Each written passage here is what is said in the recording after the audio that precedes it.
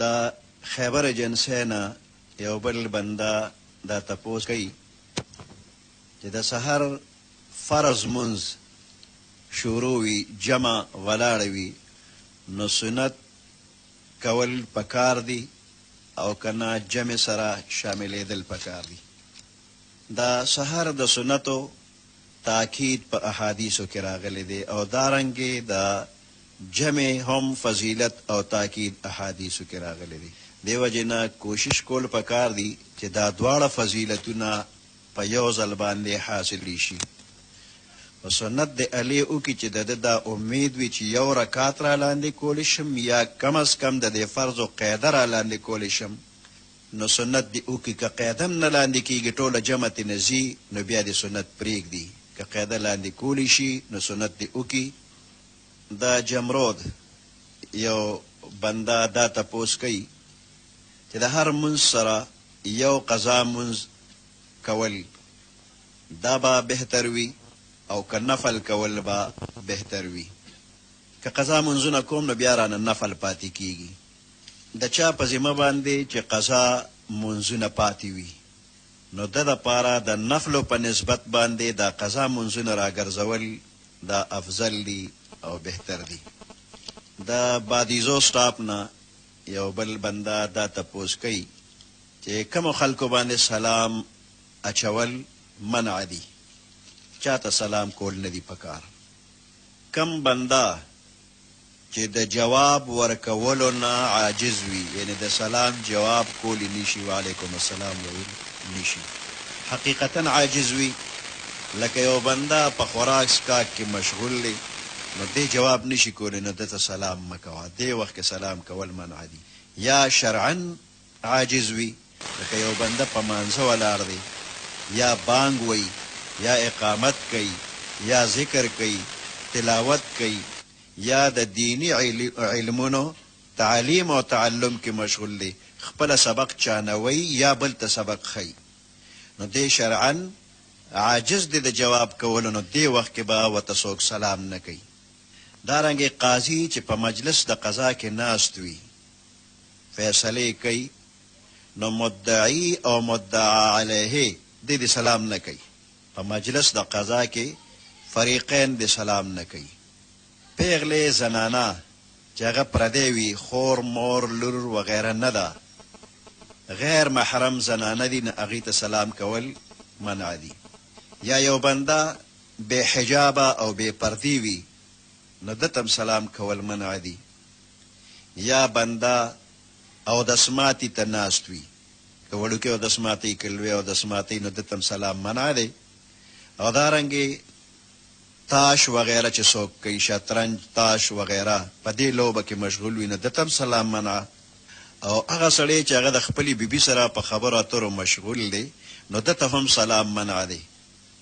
که دې صورتونو کې چا سلام وکړو نو د سلام جواب ورکول واجب نه دی.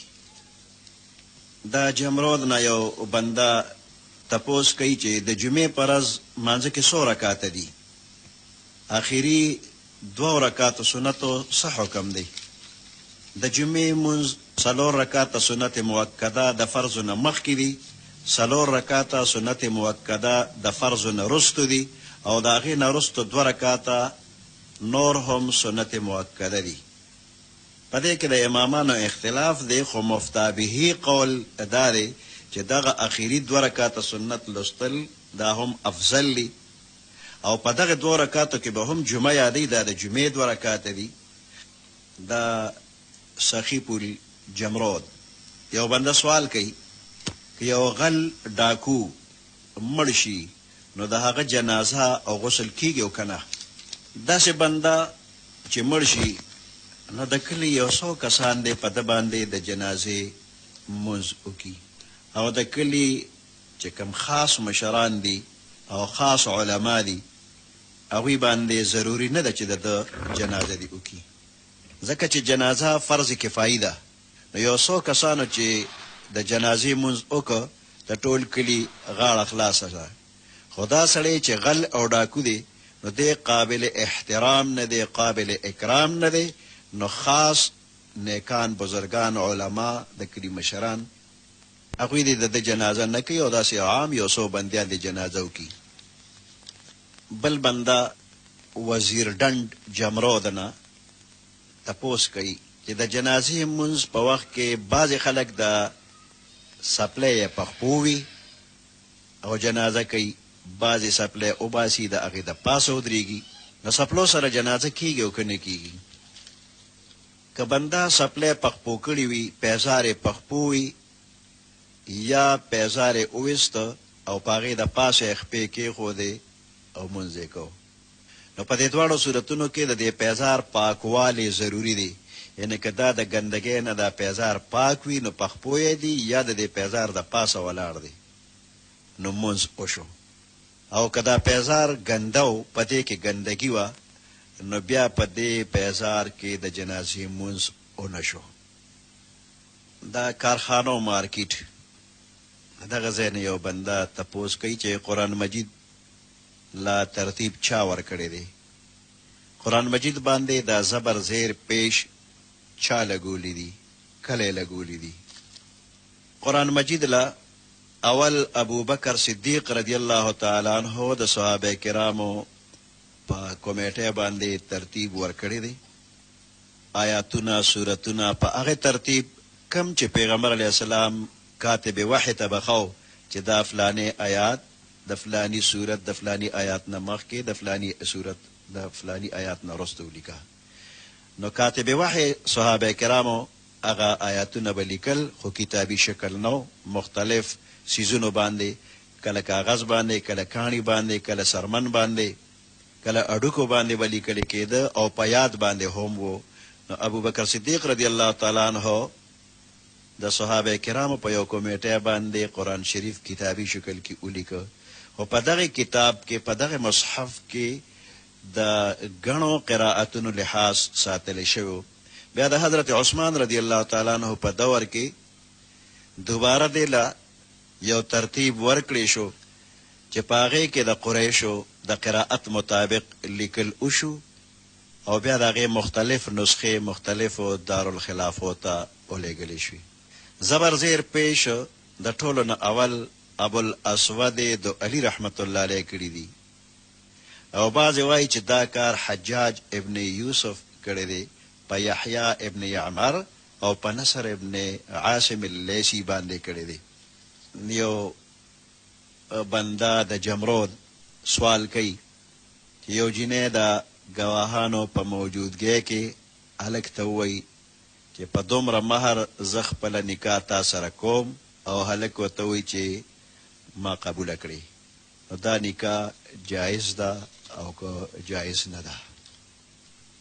نکاح دپاره دا شرط دی چې د دوو ګواهانو په مخ کې به وي.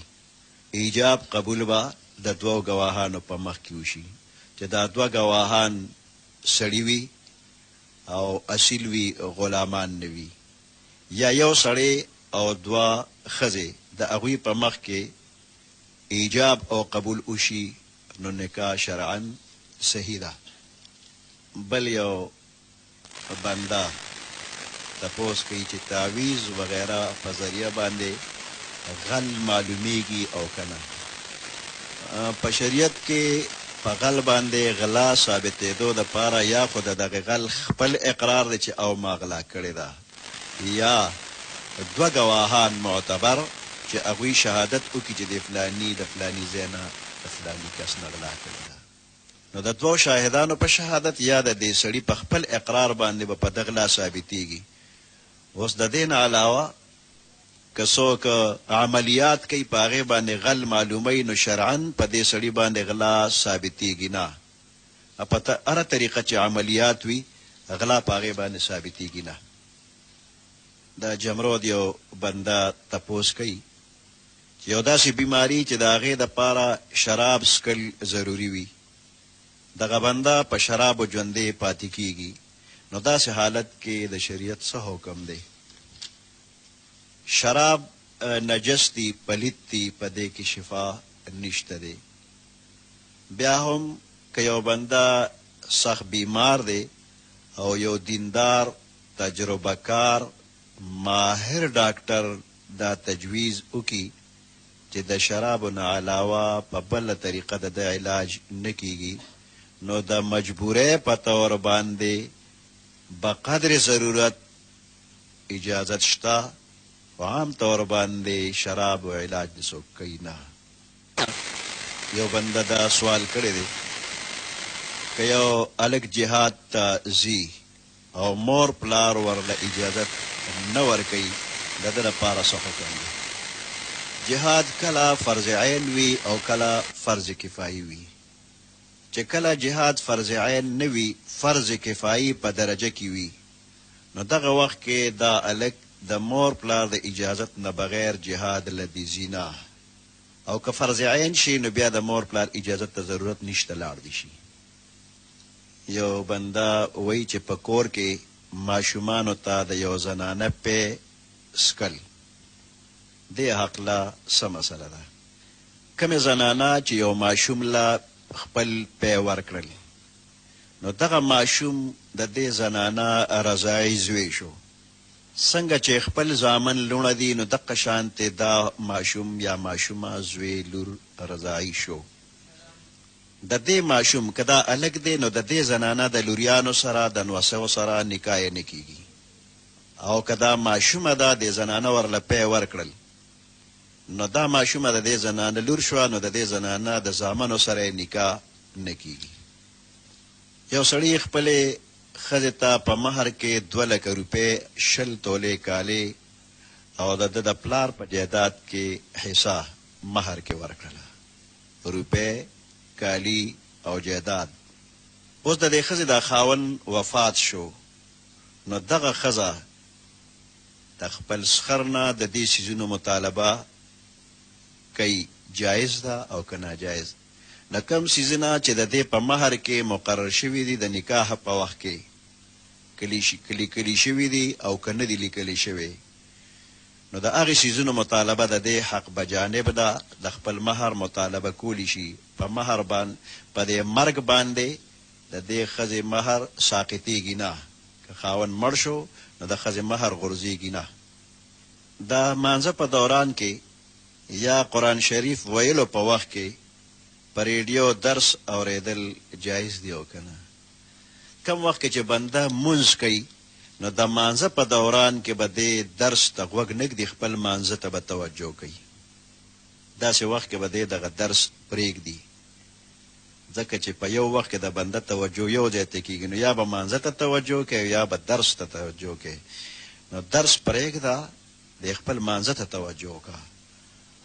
د سوړېزو نه یو بنده دا تپوس کوي چې یو واده شوې زنانه د خاوند نه خفه وي او د خاوند د کوره تللی وي، نو دا اوس هم د هغه نکاح کېده، نو بل چا سره نکاح کولی شي، نو د شته خاوند ښځه د بل چا سره نکاح کولی نه شي. کمې پورې چې هغه طلاق نی ورکړی، نو د بل سړي سره د دې نکاح کول حرام دي. که ویې کړله دا به زنا کوي. د سوات یو بنده وایي چې ګانې اورېدل څنګه دي؟ ګانه اورېدل یا هغه خبرې اترې چې په شریعت کې ناجایز وي او د ښکلې اخلاقو خلاف وي، نو دا ګانه بجانه او د اخلاقو نه پرېوتې خبرې د بنده نه خیر او برکت زایله کوي، ختموي. موسیقي وغیره دا د بنده په زړه کې نفاق پیدا کوي. د دې وجې نه ګانه بجانه وغیره نه پرهیز پکار دی. یو بنده سره 3 تولې سره زر دي او 80,000 روپۍ قرضدار دی، دی به زکات ورکوي او که نه؟ 3 تولې سره زر چې دی بنده سره دی او دی 80,000 روپۍ قرضدار دی، نو دا بنده صاحب نصاب نه دی، په ده باندې زکات نشته دی. البته بعضې بندیان په سوال کولو کې خطا کیږي. کالی یې ښځې سره وي او قرضدار دی وي او دی دا دواړه خبرې یو کې، بیا د عالم نه تپوس وکړي، نو په دې کې عالم هم تېروځي، وایي په تا زکات نشته. نو د ښځې سوال په ځای پاتې شو چې کالی د ښځې ملکیت د ښځې سره دی او سړی قرضدار دی، نو قرضدار خو سړی دی، ښځه خو قرضدار نه ده. هغې سره چې څومره کالی دی د هغې حساب کتاب دی وکړو، ښځه به د خپل کالي زکات ورکړي او خاوند یې غریب دی په هغه باندې نشته دی. دا هریچند یو بنده دا تپوس کوي چې حاجیان د عمرې کولو نه پس په مکه مکرمه کې مقیم وي، د اومې ذوالحجې پورې عمرې کولی شي که نه؟ حاجیان چې په مکه مکرمه کې وي نو دوی عمرې کولی شي، د حج نه مخکې هم او د حج نه پس هم عمرې کولی شي، البته ډیر ډیر طوافونه کول دا افضل دي. بادیزو یو بنده تپوس کوي، یو سړی د موټر سایکلو کاروبار کوي او په نیټه موټر سایکل ورکوي، په نغدو په 50,000، په نیټه 3 میاشتې پس 65,000. دا 15,000 روپۍ سود دی او که نه؟ چې اغشتونکي سره خبره خلاصه کی، قیمت مقرر کی، نو دا سود نه دی. یو نرخ یې ورسره وکړه د قرضو 15,000 روپۍ باندې موټر سایکل ورکړه، خرڅونکي وی ما در باندې په 15,000 خرڅ که، اغشتونکي وی ما په 15,000 واغشته، دې کې سود نشته. قرض شی ګران خرڅول سود نه دی، البته بې مروتي ده. باید داسې نه کوي چې په نغدو په 50,000، په قرضو په 15,000 تعین ونه شو چې دا په 15,000 شو که په 50,000 او موټر سایکل یې ورکړه، دې کې مسله خرابه شوله. چې تعین وشو، سړي وی زه په قرضو باندې اخلم، وی ما په 15,000 درکه، هغه وی ما په 15,000 واغشته، دې کې سود نشته. 15,000 روپۍ دغه زیاتي سود نه دی او دې کې ګناه هم نشته، خو البته بې مروتي ده. دا جمرود قدم کلي نه یو بنده دا تپوس کړی دی چې په کور کې سړی نشته، زنانه چرګه وغیره حلالولی شي او که نه؟ نو زنانه چې په طریقه د ذبح باندې پوهېږي نو دا ذبح کولی شي، که نارینه نه وي نو زنانه هم ګډه چیلی غوا میخه کور کې وي، چرګه چرګوړي وي، نو دوی حلاله کولی شي که په طریقه باندې پوهېږي. د مردان نه یو بنده دا سوال کوي چې د جایز څیزونو د سمګلینګ د عدن په هکله څه حکم دی؟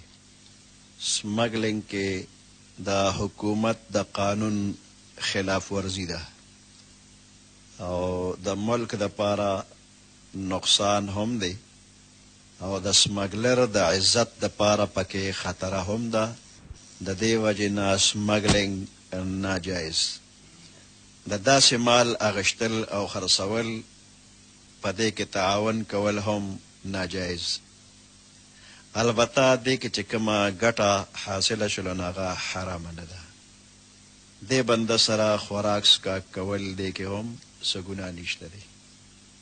دا ناګمان نه یو بنده دا سوال کوي چې په امتحان کې د استادانو ډیوټیانې لګي او خلک دوی ته ډوډۍ ورکوي، خوراکونه ورکوي، نو دا جایز او که ناجایز؟ د کوم استاد چې ډیوټي لګېدلې ده، د کومې علاقې ته ورغلی دی، نو د هغې خلکو سره د مخکې نه د ده معمول څنګه و؟ که چېرې د ده د مخکې نه د دغې خلکو سره د خوراک سکاک وغیره معمولو، دغې خلکو دله طعام تلی دی، نو دا د زوړ معمول دی، په هغه زوړ معمول دله خوراک سکاک وغیره ورکول جایز دی. البته که د دې خوراک سکاک په وجه باندې دی د دې امتحان ورکوونکو هلکانو سره غلط طریقه باندې رعایت کوي، هغوی ته نقلونه وغیره د دې خوراک په وجه پرېږدي، نو دا خوراک سکاک یې ناجایز دی، د دې نه پرهیز پکار دی. یو بنده وایي چې د رمضان په آخري جمعه کې یو مونځ کېږي، هغې ته قضای عمري وایي، نو د دې څه حکم دی؟ قضای عمري چې د ټول عمر د منځونو د قضا په بدل کې کولی شي، منځونه ترې ټول عمر قضا شوي، د هغې په ځای باندې یو مونځ یا 2 مونځه یا د ورځې 5 مونځونه وکړي شي، او دا د ورځې دا 5 مونځونه د ټول عمر د قضا بدل شي نو دا شریعت کې جایز نه دي. د دې قضا عمره په شریعت کې څه ثبوت نشته دی. دا تراویح مونځ سنت موقت دی که غیر موقت دی؟ دا سوال د ناګمان نه راغلی دی. نو تراویح سنت مؤکده دی او په جمع باندې ادا کول هم سنت کفایي. که په یو محله کې په جومات کې په جمع باندې تراویح ونکړي شي نو دا ټول خلک د سنت کفایي تارکین دي او ګناهګار دي. دا بخشپل پیښور نه یو بنده دا سوال کوي چې د مړي خیرات خوراک جایز دی او که نه؟ د مړي د طرف نه غریبانانو باندې تصدق او خیرات کول هر وخت جایز دی او میلمستیا ضیافت او میلمستیا او دعوتونه 3 ورځې پورې د مړي کور کې جایز نه دي. رسم و رواج پابندي هر وخت ناجایز ده. خیرات کول هر وخت جایز، رسم و رواج هر وخت ناجایز. دا خرکې نه یو بنده دا تپوس کوي چې د جومات ټوپۍ یا رومال په سر وتړلی شي او مونځ کېږي، دا څنګه ده؟ په سرتوره باندې مونځ کول د سړو دپاره دا مکروه دي. نو د سرتور سر په ځای باندې سر پټول دا افضل دي. د جومات هغه ټوپۍ چې د پلاستیک یا د میزرو وغیره جوړه ده، دا ټوپۍ که یو بنده په سر کېږدي نو دی پکې واده لتلی شي، غم خادی لتلی شي که نه؟ که چېرې په دې کې غم خادیل او واده لتلل دته مناسب ښکاري نو مونځ دې هم پکې وکړي، او که نه غم خادیله په دې ټوپۍ کې ورته ځان بدې ښکاري نو د خدای په مخ کې په داسې ټوپۍ کې مونځ کول مکروه. ښه خبره دا ده چې ځان له دې ښه مزېداره ټوپۍ بنده واخلي او په سر دې کې په مانځه کې هم د مانځه نه غیر هم. د کار په جامو کې مونځ څنګه دی؟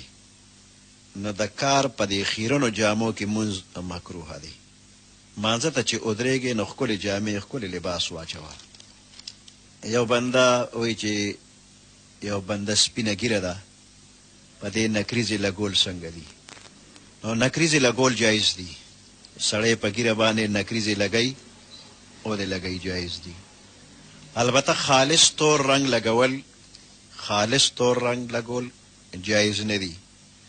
که یو سړی جهاد لځي او د سپینو ویښتو له تور رنګ ورکړي چې په کافرو روب راشي چې دی ځوان دی، نو مجاهد دپاره د ګیرې ویښته د سر ویښته تورول جایز دي.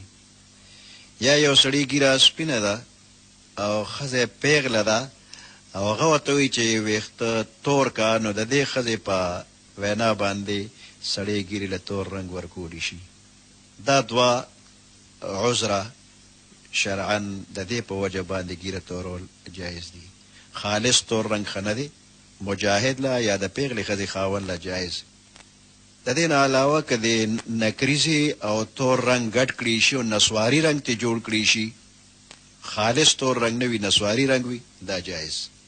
دا جمرود یو بنده دا سوال کوي چې په یو انسان باندې بد نظر لګي، د دې دپاره څه پکار دي؟ په کوم انسان باندې چې د چا بد نظر لګي نو دې په ځان باندې قل اعوذ برب الفلق او قل اعوذ برب الناس اولولي، په ځان دې دم واچي نو د بل چا نظر به په ده باندې لګي نه. یو علاج یې دا دی. او بل وإن يكاد الذين كفروا ليزلقونك بأبصارهم لما سمعوا الذكر ويقولون إنه لمجنون وما هو إلا ذكر للعالمين. دا آیات درې ځله په ځان دې دم واچي نو په ده به د چا نظر لګي نه.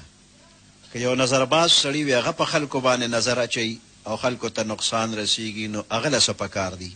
دغه نظرباز بنده که یو ښکلی بنده یا یو ښکلی څیز وویني نو دی دې وایي چې ماشاء الله، نو د بد نظر به خلکو ته نقصان نه رسوي. د حیات آباد نه یو بل بنده دا سوال را لېږلی دی چې د امام کور د مسجد سره جوخ دی، لاؤډ سپیکر هم د امام په کور کې لګېدلی دی، مایک هم د امام کور کې دی، امام صاحب د کور نه اذان کوي. دا مسله څنګه ده؟ بهتره دا ده چې د اذان د مسجد نه بهر په اوچت ځای باندې وکړی شي، ځکه چې بلال رضی الله تعالی عنه به اذان کو نو د مسجد نه بهر د بني نجار قبیله یو زنانه و د هغې په کوټه باندې به ودرېده او اذان به یې کو. که جومات نه خارج بهر یو ځای جوړ کړی شوي د اذان دپاره نو هغه ځای کې هم اذان کولی شي. د لوډ سپیکر د حفاظت په خیال باندې که دغې کور کې لګېدلي وي نو خیر دی. بل یو بنده میچنی نه سوال کوي چې په کور کې سپی ساتل جایز دي او که نه. سپی ساتل شوقیه جایز نه دي، ګناه ده. البته که سپی د څوکیدارۍ دپاره ساتلي وي، د څاروو یا د پټي وغیره حفاظت دپاره د څوکۍ دپاره سپی ساتلی شوي نو جایز. یا یو سړی د ښکار شوق کوي نو هغه د ښکار دپاره سپی ساتلی وي او هغه ټریننګ ورکړي وي نو د دغې سپي ساتل هم جایز دي. د دې دوو ضرورتونو نه علاوه هسې شوقیه سپي ساتل بل اتفاق ناجایز او ګناه ده. د یو جینۍ د واده په وجه باندې د جینۍ پلار د هلک د کور نه څه پیسې اخلي نو دا جایز دي او که نه. البته نکاح شوې ده، د دې پیسو په اخیستو باندې په نکاح اثر نه دی پروت دی، خو دا پیسې جایز نه دي. د هلک د کور نه د جینۍ په سر پیسې اخیستل ناجایز دي. د پېښور نه یو بنده دا سوال رالیږلی دی، یو سړی صرف فرض مونځ کوي او سنت نه ادا کوي، نو په فرضو کولو باندې خو د فرضو ذمه فارغه شوه، غاړه خلاصه ده. خو دې بنده چې سنت ونه کړل نو په دې باندې ګناهګار دی او د پیغمبر علیه السلام مخکې به ډېر سخت ملامتي چې دې سنت ولې نه کوي. نو سنت هم کول لازمي دي، ودې کي هسې بې څه دی سنت نه پرېږدي. بل یو بنده دا تپوس کوي چې زنانه لپاره د نوکرۍ اجازت شته او که نه. که زنانه داسې نوکري کوي چې د هغې تعلق د زنانو سره یې د پردو سړو سره پکې ملاوېدل ملاقات وغیره نه وي او په پرده کې نوکری ځای ته ځي او هلته هم پرده وي، واپس راتلو کې هم پرده وي، بې ستري پکې نه وي، پردو نارینهو سره ملاقات پکې نه وي، شرعا د دې د شان سره مناسب کار وي نو داسې نوکري جایز. او که د بې پردګۍ سوال پکې راشي، د پردو سړو سره ملاقات پکې راشي، بیا جایز نه. پېښور نه یو بل بنده دا تپوس کوي چې یو بالغه جینۍ د خپل نکاح په معامله کې تر کم حده پورې خودمختاره ده. بالغ جینۍ ته د واده په باره کې شریعت اختیار ورکړی دی نو چې د دې په قام کې د دې همسیال بنده وي نو د دې په رضا باندې به د هغه سره نکاح وکړي شي. پلار به پېښور نه یو بل بنده دا تپوس کوي چې یو بالغه جینۍ د خپل نکاح په معامله کې تر کم حده پورې خودمختاره ده.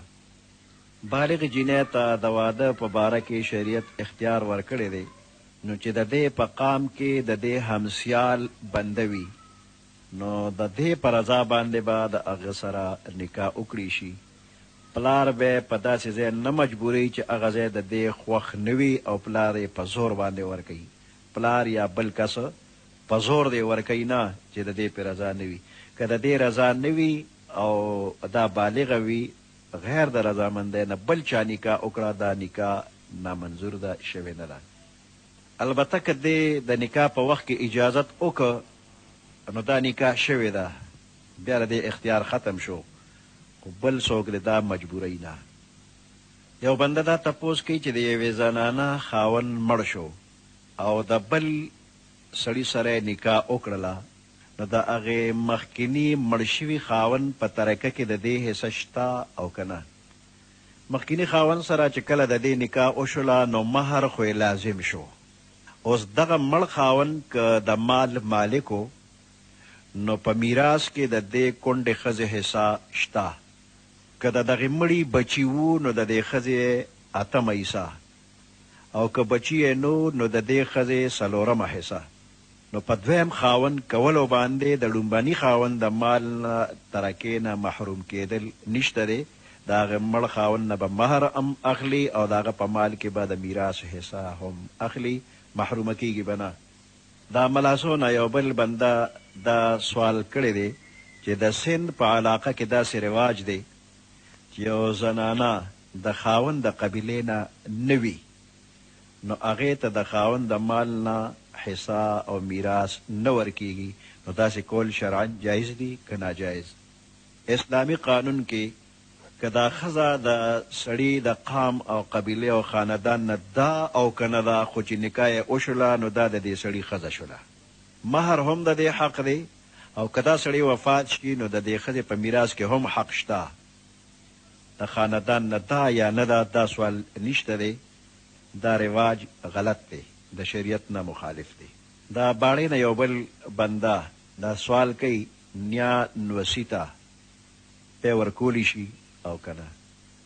نو نیا به وقت ضرورت نوسي ته پی ورکولی شي، خو که نیا خپل نوسي ته پی ورکړل نو د دې نیا په خاندان کې د دې نوسي د واده حق ختم شو.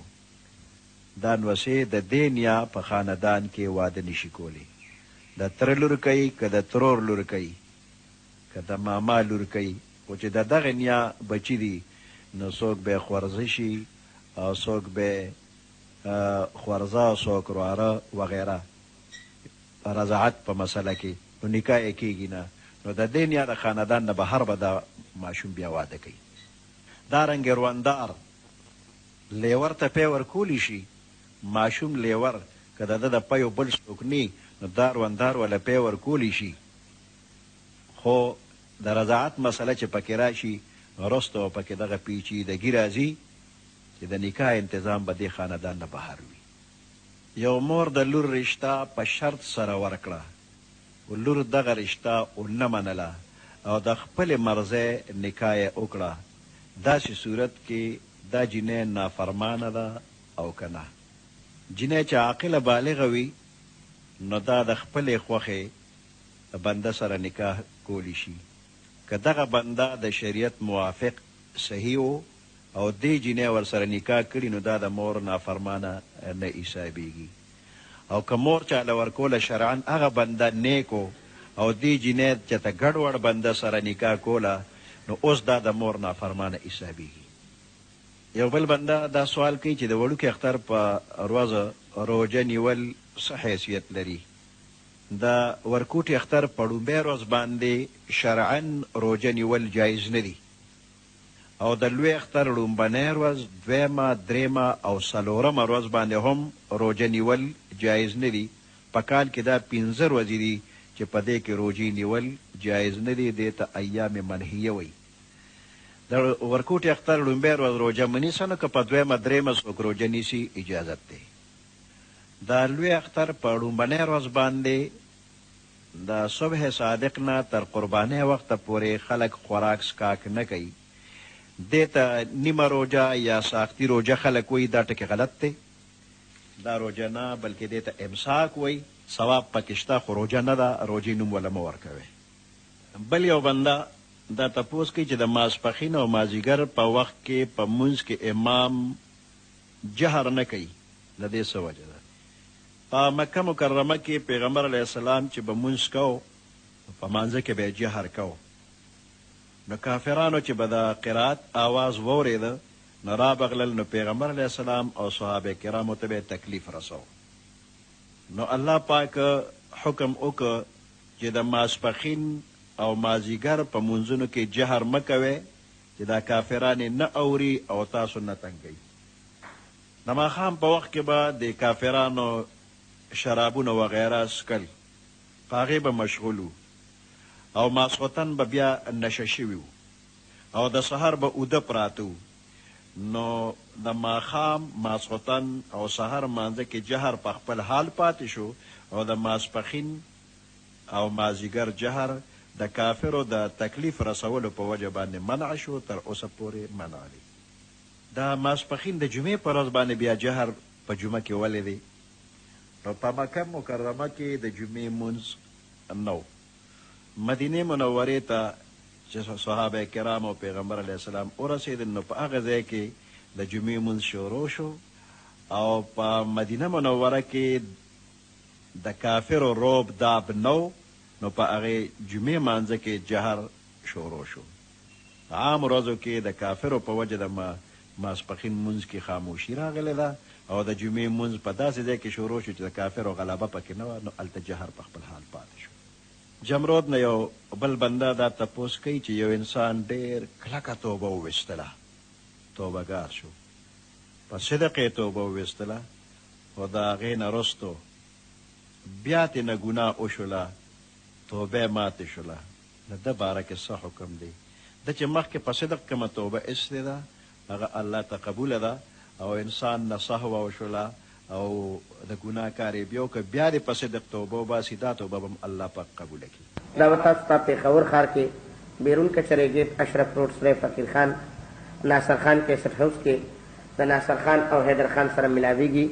سنګلې په مانځه کې د سجدې په حالت کې په ځمکه لګول دا مکروه دي. یعنې سړی چې مونځ کوي او دې سجدې له لاړ شي نو د لاس دواړه تلي دا به په ځمکه لګېدلي وي، دا ګوتې به بلکل مخامخ قبلې ته وي او د سنګلې نه اخوا ته لاس، د دې مړوند نه اخوا لاس، مړوند نه تر سنګلې پورې د لاس دا حصه دا لیچې دا به د ځمکې نه اوچتې وي. که دواړه لیچې او سنګلې په ځمکه ولګېدې نو د سړو دپاره دا کار مکروه دی. البته زنانه به دواړه سنګلې په ځمکه باندې لګوي. یو بل بنده د هنګونه دا تپوس کړی دی چې د ماشوم د پیدا کېدو نه پس د هغه د سر ویښته چې لرې کړي شي نو دا به بیا په روانو اوبو کې یا ورچې یا بیا په قبرستان کې ښخی. دا خبره څنګه ده؟ نو د ماشوم په اومه ورځ باندې عقیقه یو سنت طریقه ده، یعنې د ماشوم د طرف نه ګډ یا چیلې ذبحه کړي شي او په دغه ورځ د دې ماشوم سر اخریلی شي. هلک وي که جینۍ وي نو د دې ماشوم سر اخریلی شي او ښکلی نوم ورله کېښودی شي. بیا دغه ویښته د چاندۍ سره وتللی شي او د هغې قیمت چاله خیراتي ورکړي شي. نو دغه ویښته به چېرته په پاک ځای کې دفن کړي شي. ضروري نه ده چې دا دې په سیند کې واچولی شي، چېرته پاک ځای کې دې دفن کړي او که په روانو اوبو کې واچولی شي نو هم جایز دی، څه مکروهوالی پکې نشته دی. یو بل بنده د تنګي نه دا تپوس کوي چې زنانه د سړو په امامت کې مونځ کولی شي او که نه، او زنانه د زنانو امامت کولی شي او که نه. زنانه د سړو په امامت کې مونځ ادا کولی شي، یعنی چې سړی امام وي او ورپسې سړي ولاړي وروستو ورپسې زنانه هم د جمع د مانځه نیت وکړي نو کولی شي، خو شرط پکې دا دی چې د امام به د زنانو د امامتۍ نیت کړي وي. که امام د زنانو د امامتۍ نیت نه کړی او زنانه ورپسې ودرېدله نو فقه حنفي کې د دې زنانه مونځ نه دی شوی. زنانه د زنانه امامت که کوي نو دا مکروه دی، مکروه تحریمي، یعنی ناجایز دی. لا خیر فی جماعت النساء وحدهن، د زنانو چې ځان له جمع وي، یعنی امامه هم زنانه ده او مقتدیان هم زنانه دي، نو دا جمع مکروه ده، دې کې خیر نشته دی. البته که په کور کې 2 خویندې وي 3 خویندې وي او د قرآن حافظانې وي او دوی په رمضان کې په تاراو کې د قرآن ختم کوي نو یوه خورې امامه شوه او یوه یا 2 ورسره مقتدیانې شوې، د قرآن د یادولو په غرض باندې که دوی داسې وکړل نو د 2 کسو پورې اجازت شته، د دې نه که زیاتې مقتدیانې ودرېږي ورسره جمع کوي نو بیا اجازت نشته دی. دا سړو امام د صف نه مخکې ولاړ وي او دا د 2 کسو 3 کسو چې زنانه امامه وي نو دا به په صف کې منځ کې ولاړي مخکې ودرېدی نشي. یو بل بنده د ورسک روډ نه سوال کوي چې په اسلام کې د سر پټولو دپاره څه حکم دی؟ د نارینه او د زنانو دپاره یو حکم دی که جدا فرق یې څه دی؟ په اسلام کې د زنانه دپاره سر پټول فرض دی، که د مانځه په حالت کې وي او که د مانځه نه غیر حالت وي نو د زنانه سر پټول فرض دی. که سر ښکاره وي او مونځ یې وکړه نو د زنانه مونځ ونه شو، عورت ته سر پټول، دا سر عورت دی، سر ویښته پټول یې فرض دي، که ښکاره لمونځ یې کو نه کېږي. همدارنګه نری جالداره لوپټی په سر وه، په هغې کې ویښته ښکاره کېدل، نو هم د زنانه لمونځ نه کېږي. سټه لوپټه وغیره په سر دې واچي او سر دې پټ کړي. د نارینهو دپاره په سرتوره لمونځ خلاف سنت دی. کم از کم ټوپی دې په سر کړي. پټکې په سرول اعلی او بهتره طریقه ده. پیغمبر علیه السلام ټوپی هم په سر کړې ده او پټکې هم په سر کړې دي. بل یو بنده دا تپوس کوي د حیات آباد نه، یو زنانه د خاوند د اجازت نه بغیر ځي، سیل صفا دپاره ځي، نو د دې په هکله د شریعت څه حکم دی؟ د خاوند حق په ښځه باندې دا دی چې زنانه نفلی روجه نیسی، نو د خاوند د اجازت نه بغیر نه دی نیسی. که دا نفلی منځونه کوي، نو د خاوند د اجازت نه بغیر نفلی منځونه دی نه کوي. نو چې نفلی روجه او نفلی منځونه د خاوند د اجازت نه بغیر جایز نه دي، نو د کور وتل بغیر د اجازت نه، د خاوند د اجازت نه بغیر سیل صفا د وپاره وتل هم جایز نه دي. یو بل بنده دا تپوس کوي چې د یو مسلمان زنانه دپاره پرده څومره ضروري ده؟ جواب دا دی چې کله زنانه د خپل کور نه بهر ځي د یو ضرورت په وجه باندې، نو دغه وخت کې بورقه یا یو لوی پړونې د سر نه خپو پورې د ځان نه تو کي چې د بدن هیڅ یوه حصه پکې خلکو ته ښکاره کېږي نه.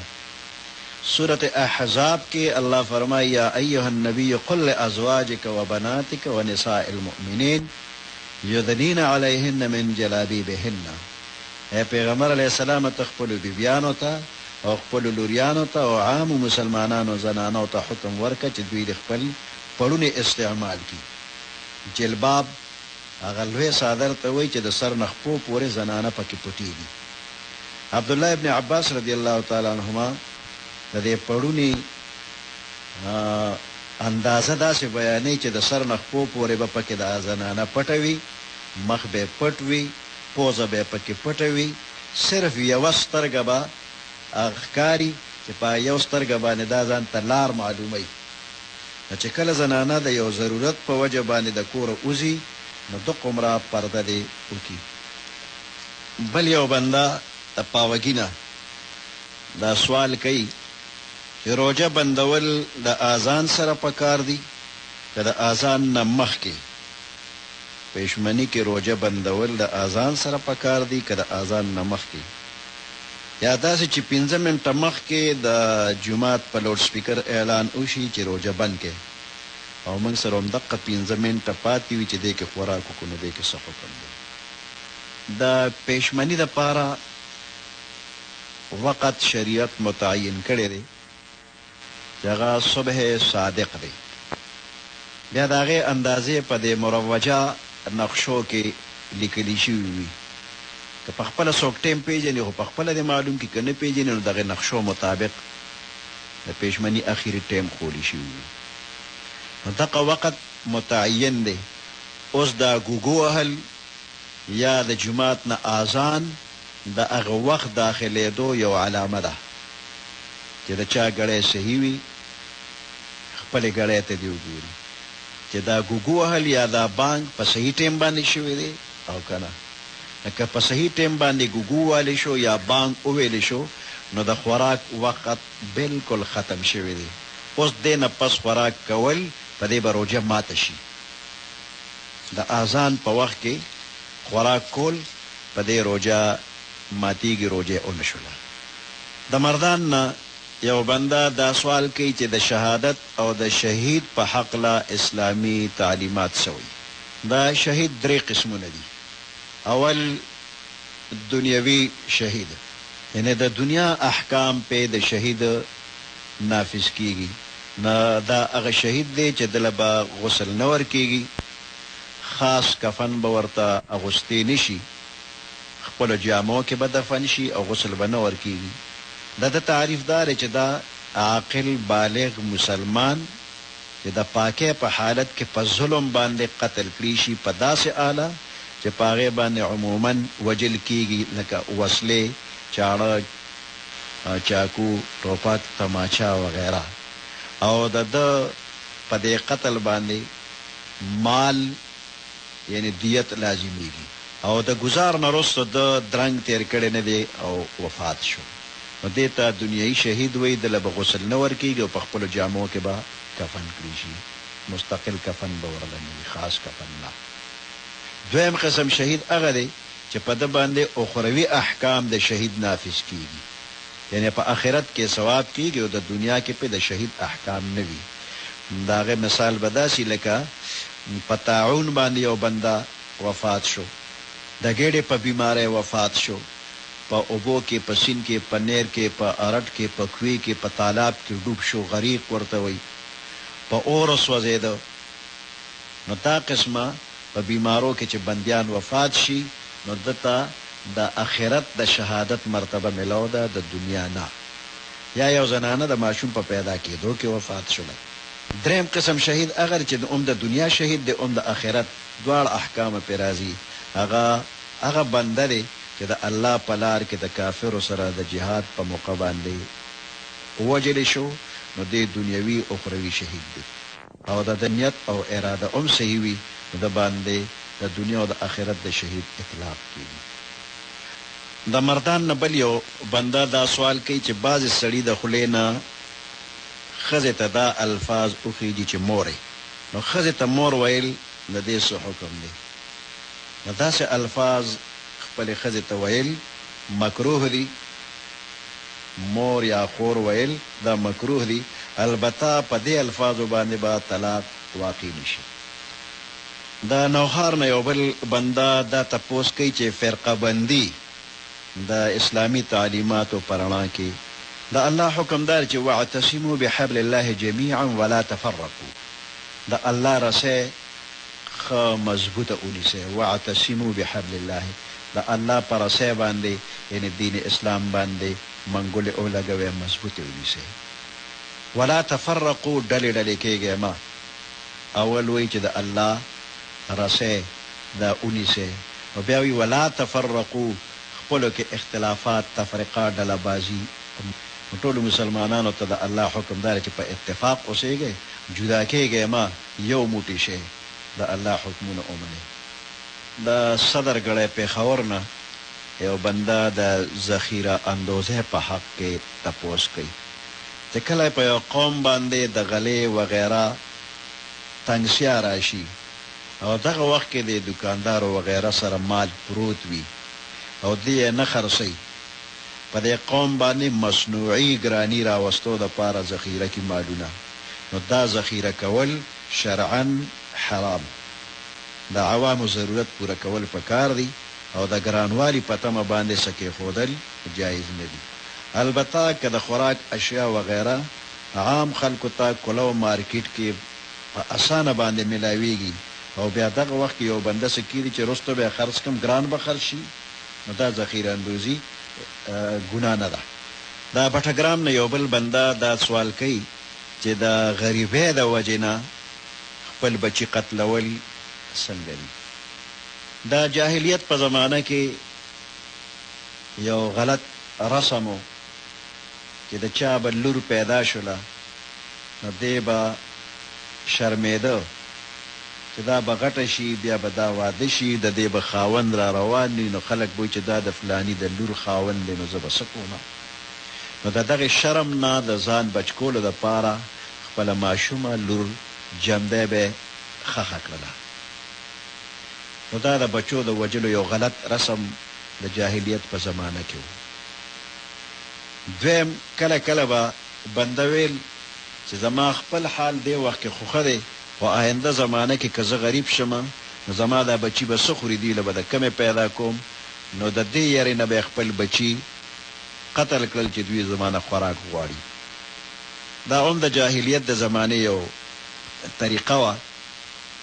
چا به داسې کول چې اوس وخت کې را سره خوراک نشته، زه به څه خورم، بچي به څه خوري، بچی به قتل کی چا به اوس خو زما حال خدای خو رستو به غریب شم نو د بچی به می سخوري دیله به قتلول نو الله د دې د پاره حکم را لګلی چې ولا تقتلوا اولادکم من املاق نحن نرزقکم و ایاهم خپل بچی د غریبۍ د وجې نه وجنې ما تاسو تم منګ رزق درکو تاسو د بچو تم منګ رزق درکو روزي رسان الله دی خپل بچی وجل جایز نه دی د فقیرۍ د وجې نه دا بورډ تاج آباد نه یو بنده دا سوال کوي چې صدقه یا خیرات د الله پاک نه سوا د بل په نوم باندې کول څنګه دي دا الله په نوم باندې منښت کول او خیرات کول دا عبادت دی او په دې کې ثواب دی که یو بنده داسې منښت وکړي که الله زما فلاني حاجت پوره کړ نو د فلانی بزرگ په قبر باندې به دومره نغدې پیسې کېدم یا به دومره د خوراک شی وړم دا جایز نه دی او که داسې وایي که زما فلانی حاجت پوره شو نو د فلانی بزرگ د پاره یا د فلانی بزرگ په نوم باندې مې دومره منښته کړې ده نو داسې منښته کول په دې باندې اتفاق دی د امت چې دا منښته باطله ده دا حرامه ده او که دا د خوراک شي د دې خوړل حرام دا ځکه چې دا منښته د مخلوق د پاره وشوله او منښته او نظر دا عبادت دی او د الله نه بل چا لپاره جایز نه دی چې پیدا شولې دنیا شولا رڼا حبیبا د پاک الله